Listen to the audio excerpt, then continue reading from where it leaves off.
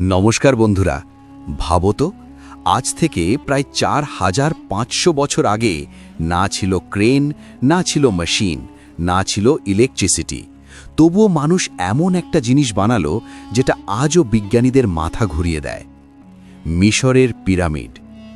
প্রশ্নটা হলো, এটা কি সত্যিই মানুষ বানিয়েছিল, নাকি এর পিছনে লুকিয়ে আছে অন্য কোনো রহস্য? মিশরের গিজা মরুভূমিতে দাঁড়িয়ে আছে বিশাল 3টে পিরামিড। সবচেয়ে বড়টা গ্রেট পিরামিড অফ গিজা। উচ্চতা প্রায় 481 ফুট, মানে প্রায় 40 তলা বিল্ডিংয়ের সমান। একটা পাথরের ওজন 2 থেকে 15 টন পর্যন্ত। এত ভারী পাথর কিভাবে কাটা হলো, কিভাবে এত উঁচুতে তোলা হলো? তখন তো কোনো আধুনিক যন্ত্র ছিল না, তাহলে কিভাবে?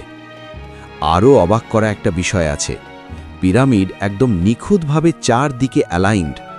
উত্তর, দক্ষিণ, পূর্ব, পশ্চিম, প্রায় জিরো এরর। আজকের মডার্ন টেকনোলজি দিয়েও এত পারফেক্ট অ্যালাইনমেন্ট করা কঠিন। তাহলে 4000 বছর আগে মানুষ এটা কিভাবে করল? তারা কি তারাদের অবস্থান দেখে হিসাব করত, নাকি কেউ তাদের সাহায্য করেছিল? অনেকে বলে এটা মানুষ বানায়নি, এলিয়েন্স এসে বানিয়ে দিয়েছে, কারণ এত বিশাল আর নিখুঁত স্থাপনা তখনকার মানুষের পক্ষে অসম্ভব।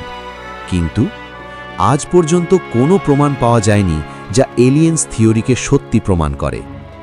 পিরামিডের ভেতরে আছে গোপন পথ, অদ্ভুত চেম্বার, এমনকি আজও নতুন নতুন ঘর আবিষ্কার হচ্ছে। সব রহস্য কি আমরা জেনে গেছি, নাকি এখনও লুকিয়ে আছে ইতিহাস বদলে দেওয়ার মতো কোনো সত্য?